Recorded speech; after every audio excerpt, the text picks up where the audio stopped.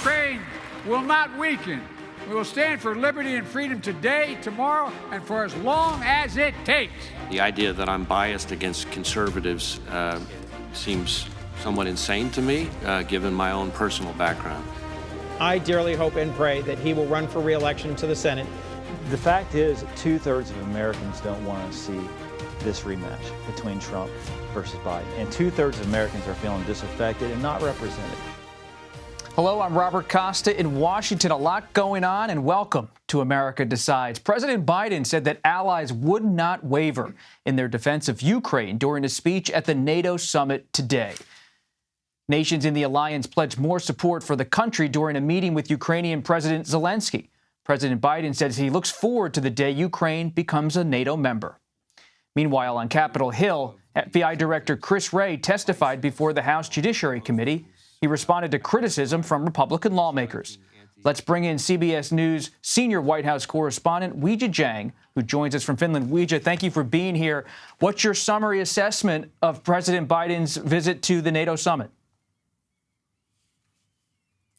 Well, Robert, it's great to see you. I think President Biden is ending the summit exactly how he began, which is stressing that this alliance is stronger than ever, despite some bumps that we saw leading up to this meeting. As he left, he said, "We are together, we are together," when asked if he had a message for Vladimir Putin, because in the course of this summit, the G7, which is a different group, sort of had a sidebar meeting to declare a brand new securities agreement for Ukraine to bolster their efforts even more in the war against Russia.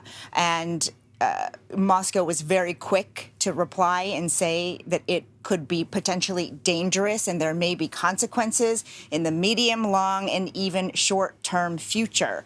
And so President Biden responded to that, and it was a very simple message, but that's what he said before he took off and came here to Finland to remind the powers that be that he is actually leading the charge and continues to do so, which really has been his message, Robert, since day one. Speaking of that charge, let's listen to what President Biden had to say earlier today. I hope we finally have put to bed the notion about whether or not Ukraine is welcome in NATO. It's going to happen. You're all moving in the right direction. I think it's just a matter of getting by the next few months. Weijia, the president said he put to bed the idea that Ukraine's not welcome in NATO, but there were some tensions evident during this summit. Where does that all go from here?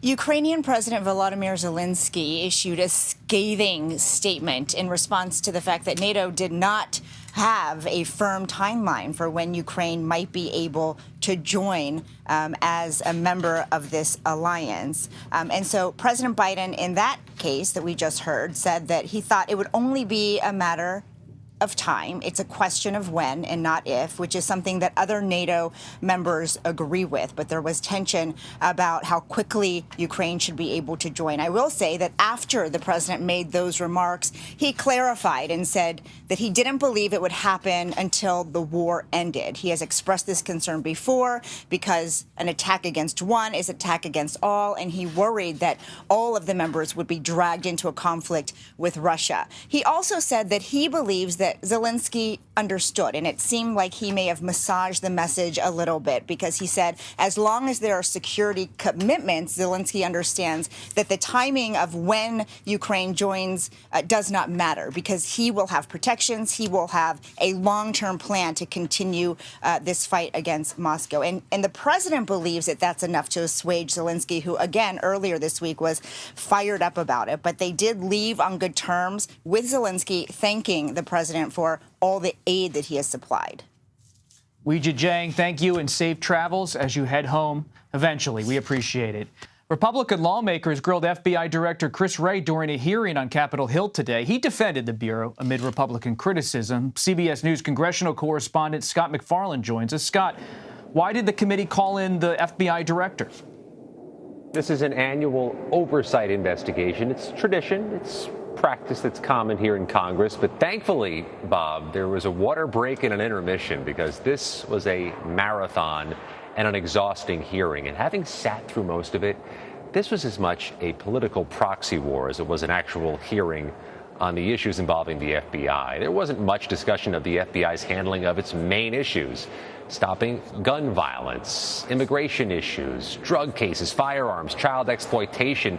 This was a hearing with Christopher Wray in which Republicans were hitting him one after another on issues of politics, accusing the FBI and the Department of Justice of having a double standard, of going harder after former President Trump and his allies and conservatives than they do everybody else. Listen to this exchange between a committee Republican and Chris Wray as the hearing began. 4 out of 5 Americans said they believe there's a two-tiered system of justice in America today. They said that because there is. The work the men and women of the FBI do to protect the American people goes way beyond the 1 or 2 investigations that seem to capture all the headlines. Democrats spent a lot of their time at the dais accusing Republicans of engaging in conspiracy theories, throwing out double standards, and themselves politicizing the Department of Justice through their questioning. For 6 hours, Chris Wray answered questions without many big revelations we didn't expect when the day began. Any real news here or just a back and forth? I think it's a better indicator of where things are and where things are going than the grains of testimony Chris Wray gave. This is where we are 6 months before the first caucus, 16 months before the election itself, Bob, where everything in Congress, including a hearing over law enforcement and the nation's safety, devolved into talk about Hunter Biden and President Biden, Donald Trump, John Durham. This became a political proxy war, more than an investigation and real detailed oversight over the FBI, a major law enforcement presence in America, handling real Main Street issues and Main Street cases. There's a lot more talk about Mar-a-Lago, records seized in that prosecution in Miami. Turning to Alabama Senator, the Republican Tommy Tuberville, what's the latest with him as he faces backlash and criticism even from some Republicans over his comments about white nationalism? For another day, Bob, in a U.S. Senate where 100 people believe they deserve a lot of attention, Tommy Tuberville is just standing beneath the brightest of spotlights all by himself. He is gaining so much of it. He's again trying to explain his prior comments that not all white nationalists are racist, saying his understanding now is that, yes, they are. And also trying to defend that bigger picture issue with the Pentagon, where he is still putting a slow pace, even a hold, on the promotions and announcements and appointments of senior military officials. He sat down with our David Martin tonight. Take a listen to some of this exchange. Aren't you using these officers as political hostages in this never-ending debate about abortion? This is a two-way street, okay? Again, if there was a problem that for readiness, if there was a problem for these admirals and generals, and they were really concerned about it, don't you think they'd sit down with me and say, let's work this out before we get out of this room? This is serious. It's obvious not serious because I've heard from nobody about this. Late in the day, Virginia Democrat Tim Kaine was on the Senate floor, absolutely, unequivocally criticizing this hold from Tommy Tuberville, saying it really does impact military families, people who are counting on pay raises and relocations, impacting the spouses and the kids too. But Bob, there's a real sense here from Tommy Tuberville that he has amplified this argument. The reason he's got these holds in the first place, he disagrees with a Pentagon policy to pay for time off and travel for service members seeking abortion services. He really has raised the issue in a way that nobody else had. So for Tommy Tuberville, this is a protest without an end game, without an off-ramp, but one that will continue through the week. Well, we'll see if any of those military leaders start to give him a phone call after seeing David Martin's interview. Scott McFarland, thank you so much for being with us. And as President Biden and G7 leaders pledge to support Ukraine in its fight against Russia, we will ask Foreign Relations Committee member and close President Biden ally, Senator Chris Coons, for his takeaways from the NATO summit. You are streaming America Decides. Our commitment to Ukraine will not weaken. We will stand for liberty and freedom today, tomorrow, and for as long as it takes. Welcome back to America Decides. President Biden, he sure hasn't been shy about his commitment to Ukraine in its war with Russia. Joining us now is Senator Chris Coons of Delaware. Senator, thanks for being here. Great to be on with you, Bob. Thanks for the chance. Senator, you're a confidant of President Biden, a longtime leader on foreign policy in the United States Senate. What's your latest assessment of where Ukraine stands in terms of joining NATO? Well, Ukraine is stronger today than it was before the Vilnius summit. President Zelensky came and got commitments to closer consultation, to continued robust military and economic support, and to a future pathway. He did not get the explicit timeline for an invitation to join NATO that he was seeking, but both in his bilateral meeting with our president and in his meeting with the other heads of state of the 31 current NATO members, I am confident that President Zelensky left encouraged and strengthened as Ukraine continues its counteroffensive to push out the Russian occupiers of eastern and southern Ukraine. How much assurance did he get from President Biden?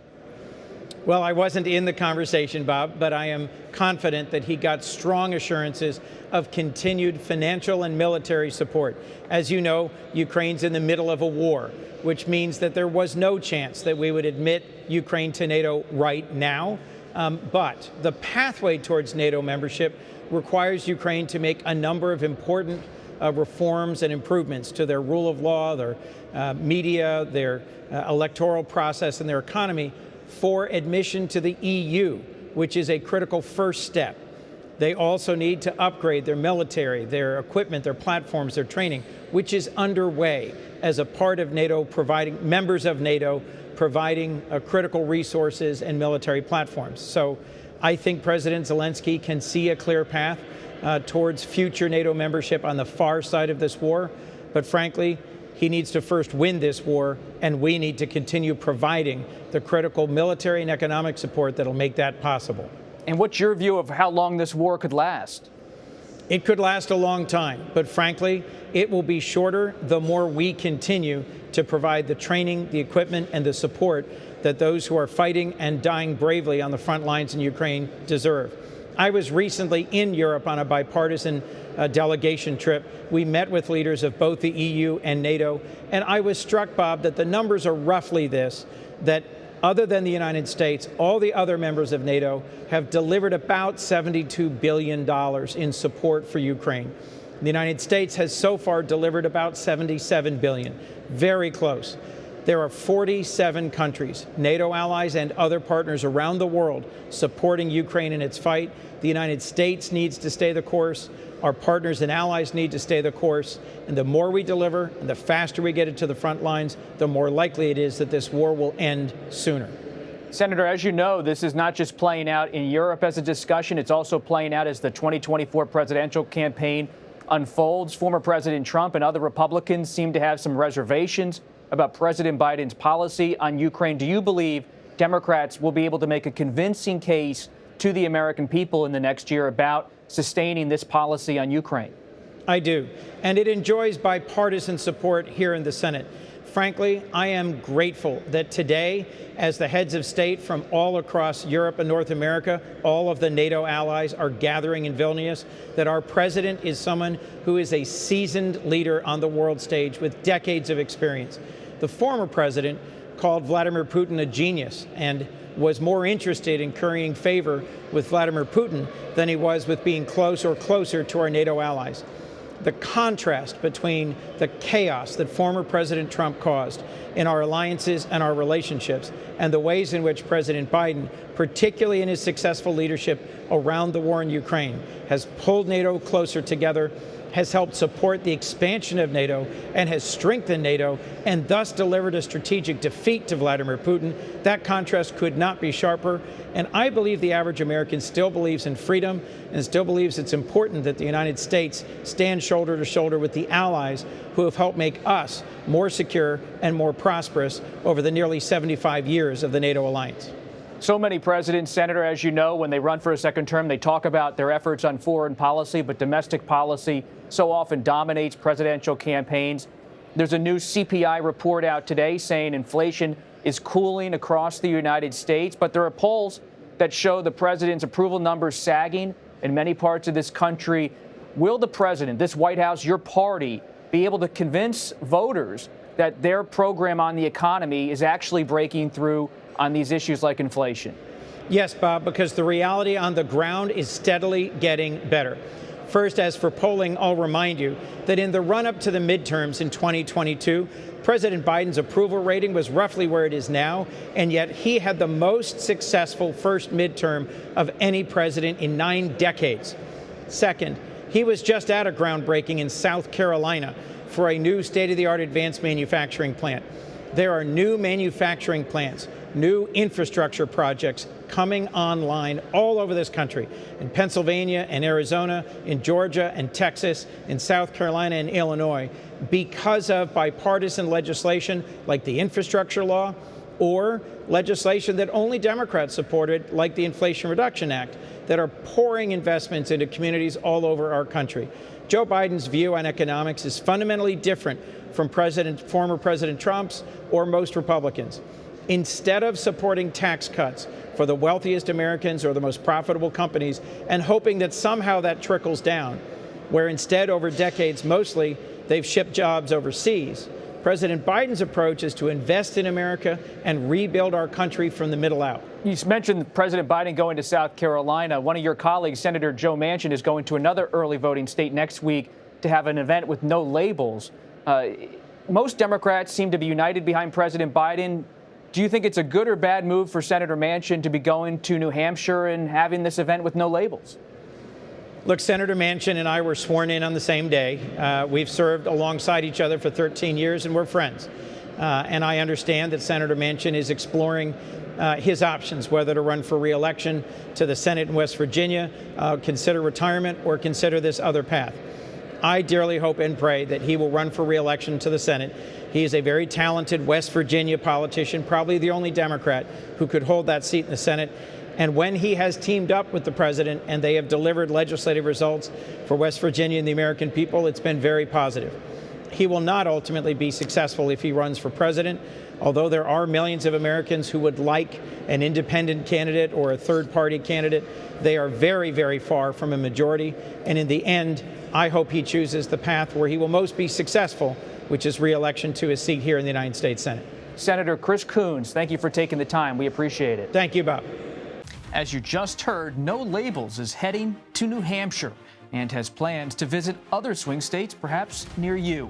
Up next, the group's national director joins us to respond to Senator Coons and tell us more about the group's plans for 2024. You're streaming America Decides.